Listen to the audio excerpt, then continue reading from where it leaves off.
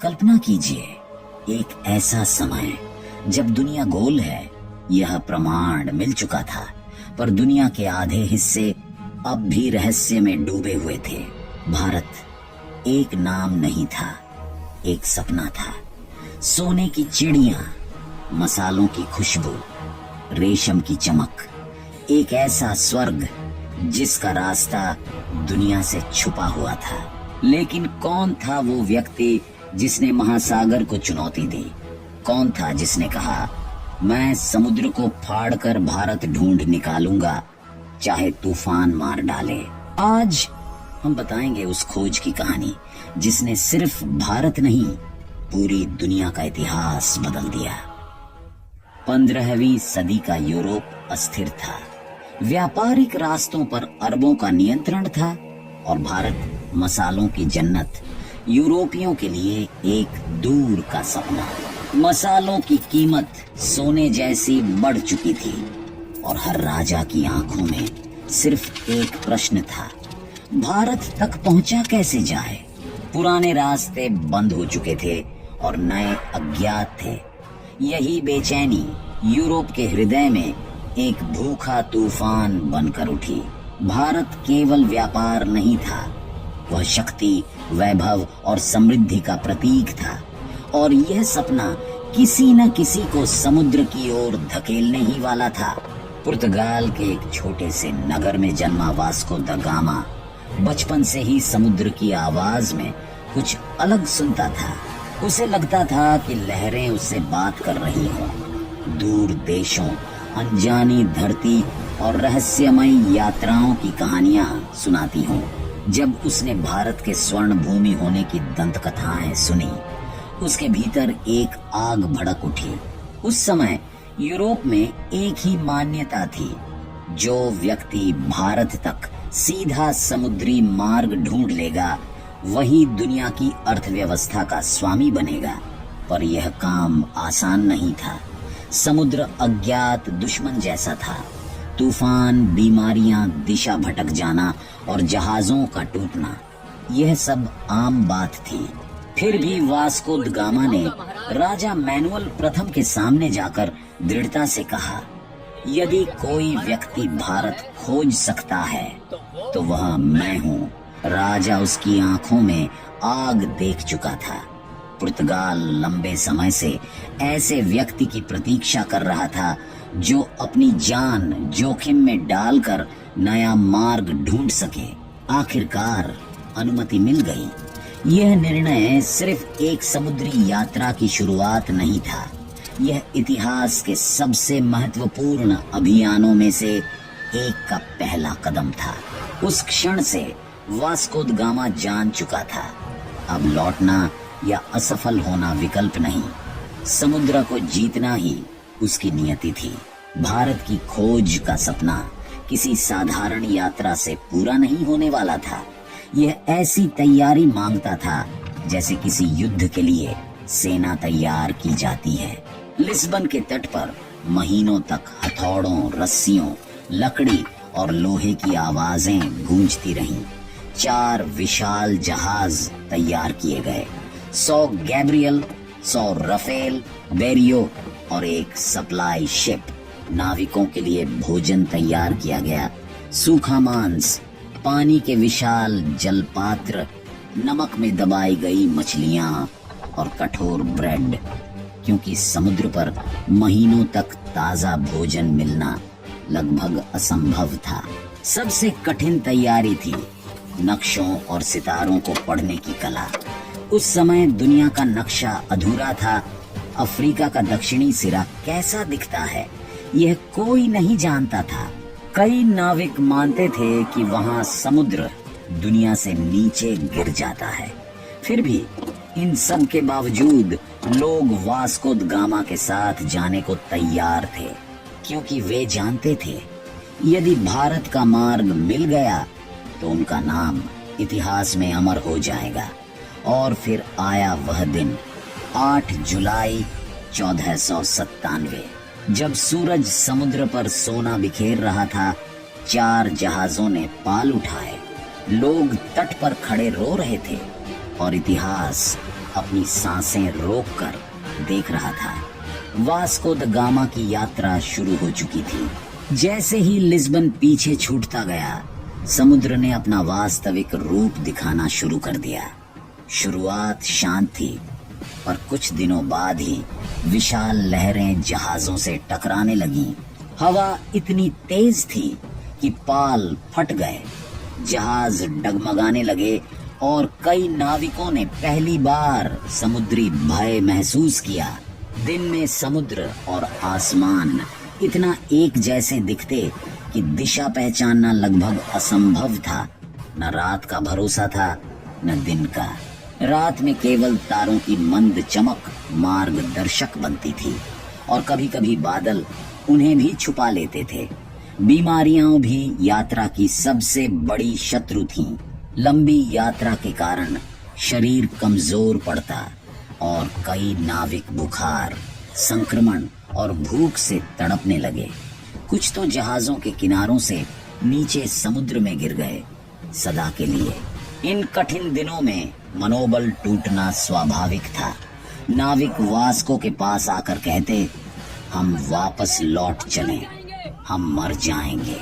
लेकिन Vasco the gamma हर बार दृढ़ता से जवाब देता, समुद्र हमें डराता है ताकि वह हमारी परीक्षा ले सके। हम भारत की दहलीज पर हैं, बस धैर्य रखो। उसकी आवाज में एक जादू था। नाविकों में फिर से साहस लौट आता। यह यात्रा समुद्र जीतने की नहीं थी, अपने डर को जीतने की थी। एक सुबह एक नाविक चिल्लाया, जमीन! वह था अफ्रीका का दक्षिणी सिरा, कैप ऑफ गुड होप। लेकिन नाविक उसे कैप ऑफ स्टॉर्म्स कहते थे, क्योंकि यहाँ समुद्र अपनी सबसे डरावनी शक्ल में होता था।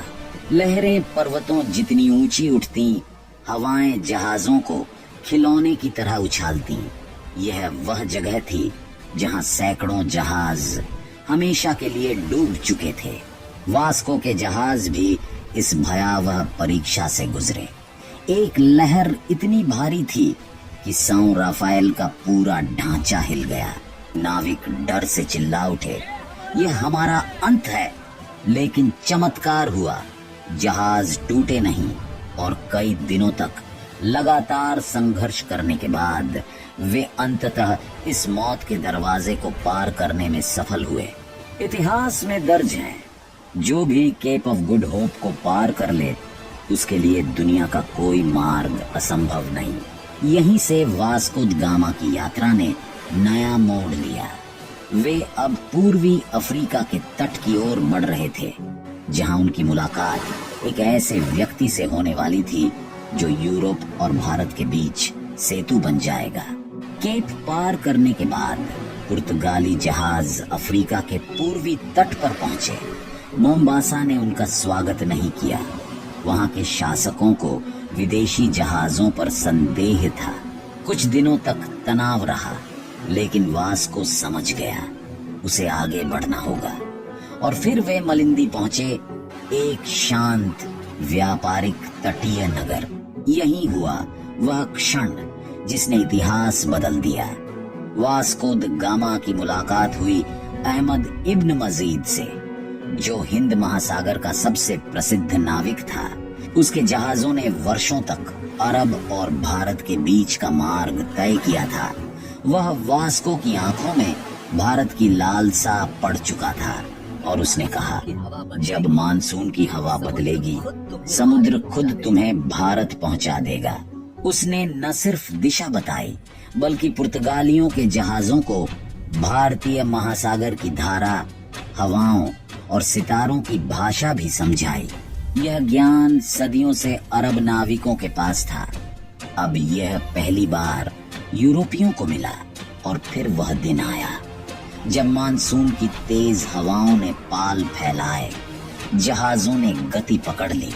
समुद्र अब शत्रु नहीं, मित्र बन चुका था और भारत बस कुछ दिन दूर था। 20 मई 1498 की सुबह समुद्र शांत था, हवा सुगंधित थी। लहरों के बीच अचानक एक हल्की सी चंदन की खुशबू फैली। यह भारत की पहली सांस थी। और फिर क्षितिज पर दिखाई दिए नारियल के पेड़, मंदिरों की घंटियों की ध्वनि, सफेद रेत और शांत जल। जहाज रुक गए, नाविक घुटनों के बल गिर पड़े। कुछ रो रहे थे, कुछ मिट्टी को छूकर माथे से लगा रहे थे। कालीकट भारत का वह द्वार जिसने सदियों से समुद्री व्यापार को समृद्ध किया था। भारत का दृश्य पुर्तगालियों के लिए स्वप्न जैसा था। यहाँ की भूमि हरी, यहाँ के बाजार जीवंत और यहाँ की संस्कृति अत्यंत परिष्कृत। लोगों ने स्वागत किया, कुछ उत्सुकता से, कुछ सतर्कता से।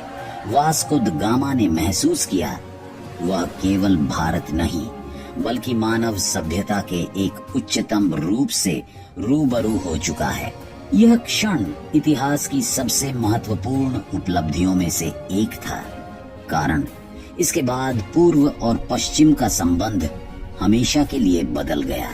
कालीकट सिर्फ एक शहर नहीं था, यह पूर्व का महान व्यापारिक केंद्र था। बाजारों में मसालों की खुशबू तैरती, लोग दूर दूर देशों से सामान लेकर आते और व्यापारी भाषा, धर्म और संस्कृति से परे एक दूसरे को समझते थे। वास्को द गामा और उसके दल का औपचारिक स्वागत राजा समुद्रगुप्त ने किया। कालीकट के जमोरिन शासक विद्वान और दूरदर्शी थे।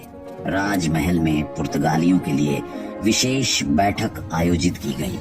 दालचीनी, इलायची, काली मिर्च और अद्भुत रेशम उनके सामने ऐसे रखा गया मानो यह सामान्य वस्तुएं हों। वास्को को विश्वास नहीं हो रहा था। यूरोप जिन चीजों को सोने के बराबर मानता था वे यहाँ रोजमर्रा के व्यापार का हिस्सा थी। भारतीय विद्वानों ने उन्हें खगोल शास्त्र की भाषा, आयुर्वेदिक ज्ञान और समुद्री हवाओं के रहस्य बताए। वास्को द गामा ने व्यापार का प्रस्ताव रखा और जमोरिन ने उसे स्वीकार कर लिया। यह पहला औपचारिक संबंध था भारत और यूरोप के बीच। पर इतिहास रुकता नहीं, यह आगे बढ़ता है और कभी-कभी अंधकार की ओर। वास्को द गामा की यात्रा ने यूरोपियों को भारत की समृद्धि दिखा दी।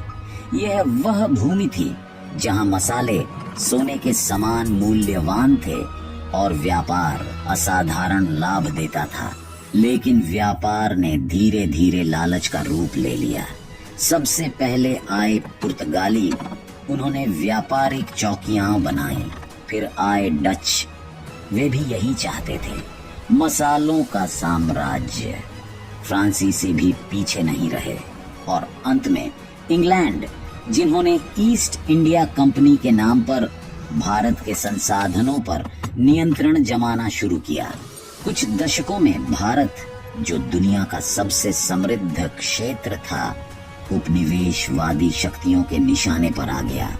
यूरोपीय शक्तियां केवल मसाले नहीं चाहती थीं, वे चाहते थे शासन, संसाधन और भारतीय बाजारों पर अधिकार। इस लालच ने संघर्षों, युद्धों और शोषण को जन्म दिया। वास्को द गामा की खोज ने नई दुनिया के लिए दरवाजा खोला, लेकिन उसी दरवाजे से उपनिवेशवाद का अंधेरा भी भीतर आया। और फिर भारत ने सदी दर सदी संघर्ष किया, जब तक कि स्वतंत्रता की लौ नहीं जल उठी। 1498 में भारत को समुद्री मार्ग से खोजा गया था, पर असली भारत दुनिया ने 15 अगस्त 1947 को जाना। जब भारत स्वतंत्र हुआ, दुनिया ने कहा, भारत सिर्फ भूमि नहीं, एक आत्मा है, इसे जीतना नहीं, सम्मान देना चाहिए। भारत कभी खोया हुआ नहीं था, बस दुनिया को उसकी खोज करने में समय लगा, क्योंकि भारत एक विचार है और विचार कभी नहीं मिटते, वे हमेशा दुनिया को रोशनी दिखाते हैं। यदि आपको यह डॉक्यूमेंट्री पसंद आई हो तो इसे लाइक, शेयर और सब्सक्राइब जरूर करें। नीचे कमेंट में बताइए अगला वीडियो किस विषय पर देखना चाहेंगे। आपके सुझाव हमें नई कहानियां रचने की प्रेरणा देते हैं। मिलते हैं अगले वीडियो में। धन्यवाद।